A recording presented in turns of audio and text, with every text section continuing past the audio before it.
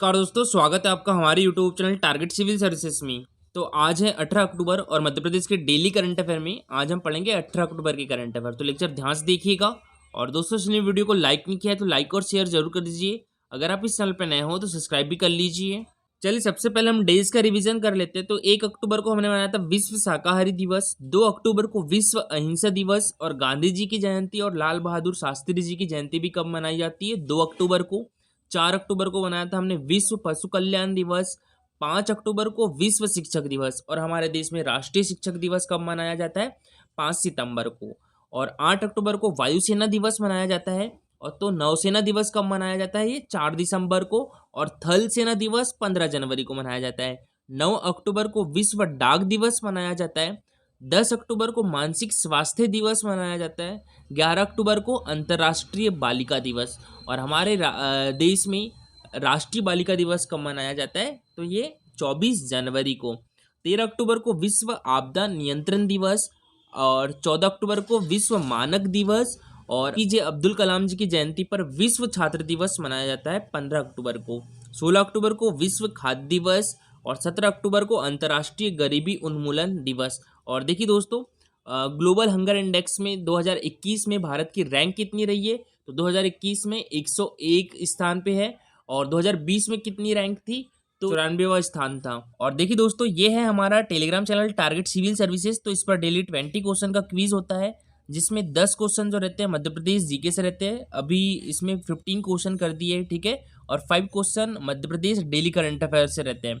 तो इस टाइप से दोस्तों इसका रिजल्ट निकलता है। और जो कल क्विज हुआ था हमारा 79, तो इसमें जो फर्स्ट रैंक आई है ये संगम शर्मा की आई है, सेकेंड रैंक संजय कुमार की आई है और जो थर्ड रैंक है वो रूही की आई है। तो दोस्तों आप भी इस क्विज में पार्टिसिपेट कर सकते हो। टेलीग्राम चैनल की लिंक आपको हमारे वीडियो के डिस्क्रिप्शन बॉक्स में मिल जाएगी। चलिए दोस्तों, सबसे पहले हमने जो कल करंट अफेयर पढ़े थे उसका रिवीजन कर लेते हैं, उसके बाद स्टार्ट करेंगे हम आज के करंट अफेयर। तो कल के करंट अफेयर में पहला क्वेश्चन था हमारा, बांग्लादेश के ढाका में आयोजित होने वाली 22वीं एशियन आर्चरी चैंपियनशिप में हमारे मध्य प्रदेश राज्य आर्चरी अकादमी से किस खिलाड़ी का चयन हुआ है? तो ये हुआ है मुस्कान किरार का। तो इसका आंसर क्या हो गया था? ऑप्शन नंबर सी, मुस्कान किरार। ठीक है दोस्तों, मुस्कान किरार का संबंध किस जिले से है? तो जबलपुर डिस्ट्रिक्ट से है। और मध्य प्रदेश आर्चरी एकेडमी कहाँ पर है? तो ये भी जबलपुर में है, हमारे मध्य प्रदेश की संस्कारदानी में है। और देखिए दोस्तों, मुस्कान किरार को 2018 का एकलव्य पुरस्कार मिला था, ठीक है, जो कि 19 वर्ष से कम आयु के खिलाड़ियों को दिया जाता है। और जो 2019 का विक्रम पुरस्कार मिला था, जो कि हमारे मध्य प्रदेश का खेल के क्षेत्र में दिया जाने वाला सबसे बड़ा पुरस्कार है। और दोस्तों विक्रम पुरस्कार 19 वर्ष से अधिक आयु के खिलाड़ियों को दिया जाता है। अच्छा दोस्तों, 2020 का जो एकलव्य पुरस्कार है तो वो तीरंदाजी के लिए किसे दिया गया है? अनुराधा अहिरवार को दिया गया है, ठीक है। और अनुराधा अहिरवार का संबंध किस जिले से है? तो इनका संबंध है हमारे मध्य प्रदेश की राजधानी भोपाल से। और दोस्तों अमित यादव भी हमारे मध्य प्रदेश राज्य आर्चरी अकादमी के खिलाड़ी है और रागिनी मार्को भी हमारे मध्य प्रदेश राज्य आर्चरी अकादमी की खिलाड़ी है। नेक्स्ट क्वेश्चन था हमारा, किस शहर के युवा एंटरप्रेन्योर और समाज सेवी ओसिन मुराब को इंडिया प्राइम अवार्ड से सम्मानित किया गया है? तो ये हमारे मध्य प्रदेश की राजधानी भोपाल से है। तो इसका आंसर क्या हो जाएगा? Option number B. Next question था हमारा, भारतीय क्रिकेट टीम के अगले कोच कौन होंगे? राहुल द्रविड़ होंगे। तो दोस्तों इनका संबंध हमारे मध्य प्रदेश के किस जिले से है? तो इनका जन्म हुआ था हमारे मध्य प्रदेश के इंदौर डिस्ट्रिक्ट में। तो इसका आंसर क्या हो गया था? Option number A, Indore. और दोस्तों अभी जो भारतीय पुरुष क्रिकेट टीम है इसके अभी कोच कौन है? तो ये है रवि शास्त्री। और जो भारतीय महिला क्रिकेट टीम है इसके कोच कौन है? रमेश पोवार है। और दोस्तों अभी जो T20 वर्ल्ड कप का आयोजन किया जा रहा है वो किस देश में किया जा रहा है? तो ये UAE में किया जा रहा है, यानी यूनाइटेड अरब एमिरेट में किया जा रहा है और ओमान में किया जा रहा है, ठीक है। अच्छा, अभी IPL जो हुआ था वो भी UAE में किया गया था। और ये IPL का कौन सा संस्करण था दोस्तों? तो ये 14वां संस्करण था। और इसमें विजेता टीम कौन सी रही है? तो चेन्नई सुपर किंग्स रही है। और उप विजेता टीम कौन सी रही है? तो ये कोलकाता नाइट राइडर्स रही है। दोस्तों यहाँ बात करें हम ICC यानी इंटरनेशनल क्रिकेट काउंसिल की, तो इसकी स्थापना कब हुई थी? 15 जून 1909 को हुई थी। इसका हेडक्वार्टर कहाँ पर है? दुबई यूनाइटेड अरब एमिरेट में है। और इसके अभी चेयरमैन कौन है? ग्रेग बार्कले है। और बात करें BCCI की, तो इसकी स्थापना 1928 में हुई थी। और इसका जो हेडक्वार्टर है वो मुंबई में है, मुंबई महाराष्ट्र की राजधानी है। इसके अभी प्रेसिडेंट कौन है? सौरव गांगुली है। और इसके अभी सेक्रेटरी यानी सचिव कौन है? तो ये जय शाह है, ठीक है। वाइस प्रेसिडेंट कौन है? राजीव शुक्ला है। चलिए दोस्तों, अब स्टार्ट करते हैं हम आज के करंट अफेयर। तो आज के करंट अफेयर में पहला क्वेश्चन है हमारा, हाल ही में श्री चंद्रभान सक्सेना जी का निधन हो गया है, तो इनका संबंध किस क्षेत्र से है? तो इनका संबंध है पत्रकारिता से। तो इसका आंसर क्या हो जाएगा? ऑप्शन नंबर ई, पत्रकारिता। और दोस्तों, हमारे मध्य प्रदेश का पहला समाचार पत्र कौन सा था? तो ये अखबार ग्वालियर था। यह सन 1840 से ग्वालियर से प्रकाशित हुआ था। और ये कौन सी भाषा में था? तो उर्दू भाषा में था। अच्छा, हमारे देश का, भारत का पहला समाचार पत्र कौन सा था? तो ये बंगाल गजट था। और इसका संपादन किसके द्वारा किया गया था? जेम्स ऑगस्टस के द्वारा किया गया था। और कब किया गया था? 1780 में किया गया था। अच्छा, क्वेश्चन आता है कि मध्य प्रदेश का पहला हिंदी का समाचार पत्र कौन सा था? तो ये था मालवा अखबार, ठीक है। कौन सा था? मालवा अखबार था। और इसकी स्थापना कब हुई थी? 1848 में हुई थी, याद रखिएगा। अखबार ग्वालियर की स्थापना कब हुई थी? 1840 में हुई थी। और जो मालवा अखबार था, इसकी स्थापना हुई थी 1848 में। और जो अखबार ग्वालियर था, ये उर्दू भाषा में था प्रकाशित। और जो मालवा अखबार था, ये हिंदी भाषा में था। तो हाल ही में दैनिक हरिभूमि समाचार पत्र के वरिष्ठ पत्रकार श्री चंद्रभान सक्सेना जी का निधन हो गया है।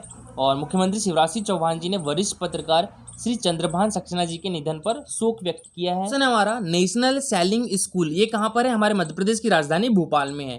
तो यहाँ के खिलाड़ियों ने याचिंग एसोसिएशन ऑफ इंडिया के द्वारा आयोजित यूथ नेशनल सैलिंग चैंपियनशिप 2021 में कितने पदक जीते हैं?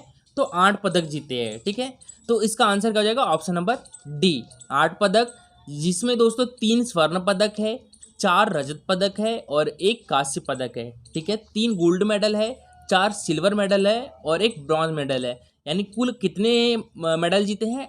8 मेडल जीते हैं। देखिए दोस्तों, नेशनल सैलिंग स्कूल भोपाल के खिलाड़ियों ने याचिंग एसोसिएशन ऑफ इंडिया के द्वारा आयोजित यूथ नेशनल सैलिंग चैंपियनशिप 2021 में 3 स्वर्ण, 4 रजत और 1 कांस्य सहित कुल 8 पदक जीते हैं।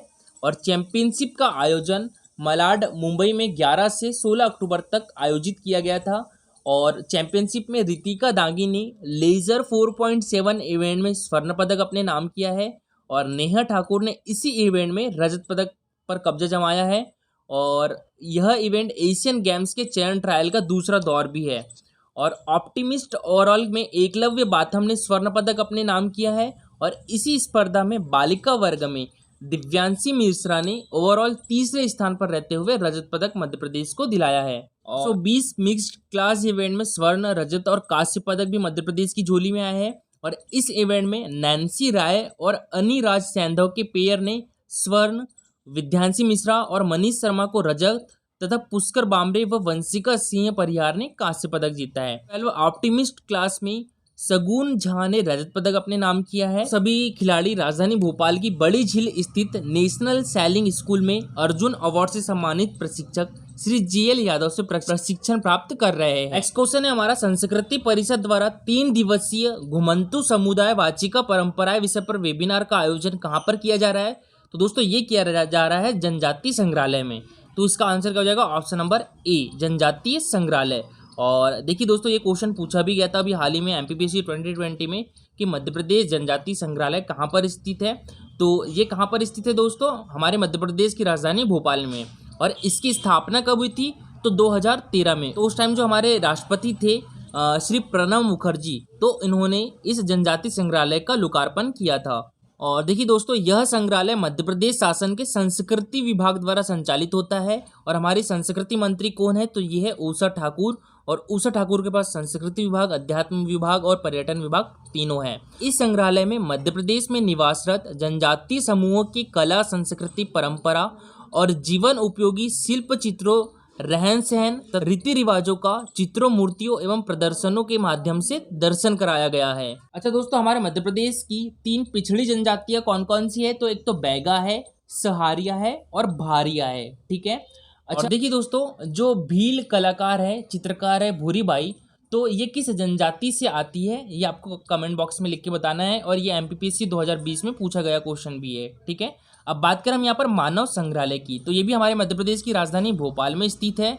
और दोस्तों, इसका नाम अभी क्या कर दिया गया है? इंदिरा गांधी राष्ट्रीय मानव संग्रहालय, ठीक है। इसकी स्थापना कब हुई थी? 1977 में हुई थी, याद रखिएगा। इसकी स्थापना कब हुई थी? 1977 में हुई थी।